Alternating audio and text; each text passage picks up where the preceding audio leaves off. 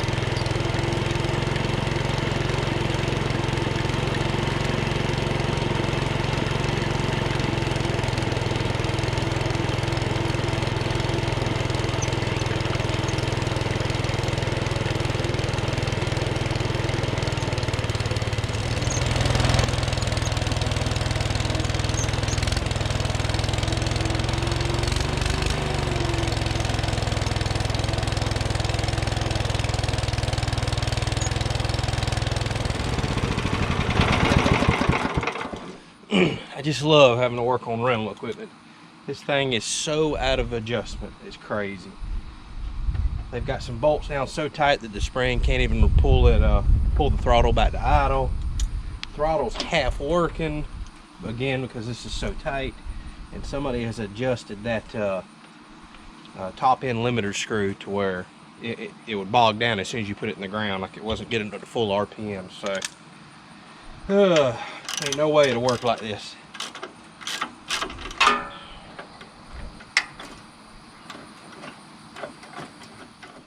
Alright, well, that's all it was. Two things out of adjustment.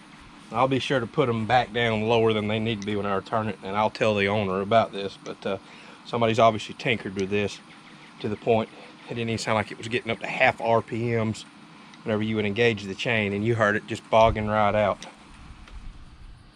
I've actually got a small engine tachometer, so I think I'm going to tune this up for him. If I'm not mistaken, these are supposed to run around 32 RPMs, 3200 RPMs max. So I'll just go ahead and adjust that before I carry it back and let the owner know exactly what I've done, because somebody has got this thing way out of whack.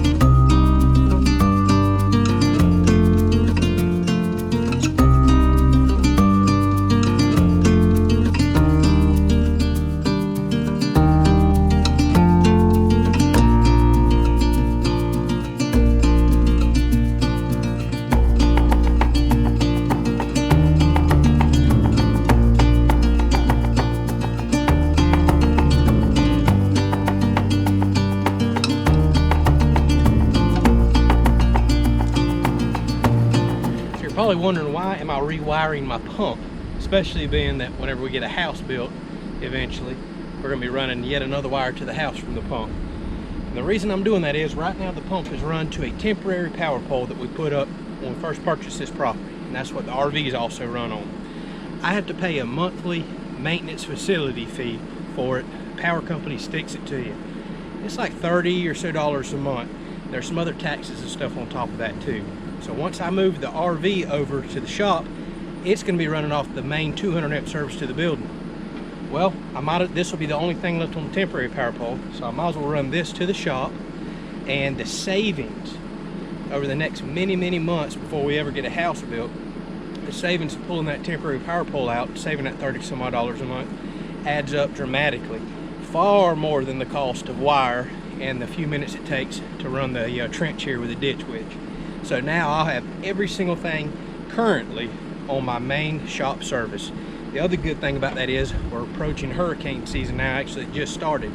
So should I need to fire my big generator up, I can power up everything off of one breaker box instead of trying to figure out how to run cables everywhere and having two different services. So it's going to be nice and convenient to have everything on one service for now.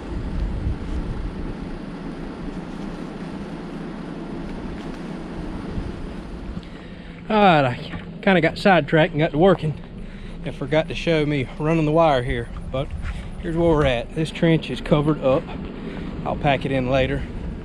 The pump is wired up, and I now have that wired into the building. We've got water back, so that's one thing off my list. So my trenches are dug, and I've already done laid underground UF wire to go out to the storm shelter. And I've just ran 12-2 out there. I probably should have run 10-2, but honestly, all we're mainly going to run out there is a fan, charge some phones, so I am not really concerned about voltage drop going out there. It should be more than sufficient to do what we ever need to do out there. I've also got a short run of 12-2 right here to this post, just in case, since I've already got the trenches, in case I ever want to add some kind of drip irrigation system out here and need a timer. I don't even know if they run off of 110 or how they do, or if I ever want to put you know, some electric fence or something. Might as well have an outlet out here in the garden. Why not? So I've already got my heavy duty wire run out here to the shop. I started laying out my PVC, and I'm going to run water 2 places in the shop and all the way to the end where we're planning on doing horses later. We'll probably have a little water trough down there. So I'm going to go ahead and have water all the way at the end of the building. So as of right now, all my power is laid in the ditch, pump's wired up, and next thing to do is just pray that we don't get no more rain to fill my trench in and start hooking up these water lines and laying them in. So I've already teed in up there. I put in a cutoff valve for the water line so we could get water back to the camper for tonight. So now everything I glue and stick in tomorrow, all I've got to do is go open a valve up. So I think we're going to wrap the video up here today. I have done about all I feel like doing. I've been hard at it since first thing this morning. I'm sweating this time, I'm tired. I think I have earned an adult beverage today. We're gonna light the grill. Got my father who come over. That's why I've kind of got sidetracked on recording a lot of this right here. He's been helping me lay the wire down. It's so aggravating laying wire. Wants to kink and pop back out of the ditch. So I'll try to do a little bit better recording tomorrow once I start laying this PVC down. And we'll get everything covered up and we're good. We've got power and water to the shop, the storm shelter, and to the garden. Thank you all for watching.